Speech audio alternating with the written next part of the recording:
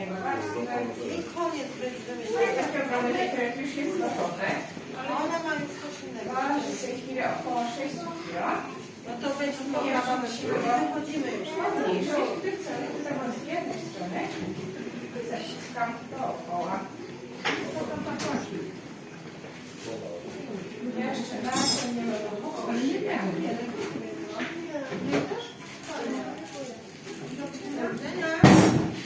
Możemy wyciągać cieńsze szaleczki. Pierwsza odwiedzienia wszystkich, nie?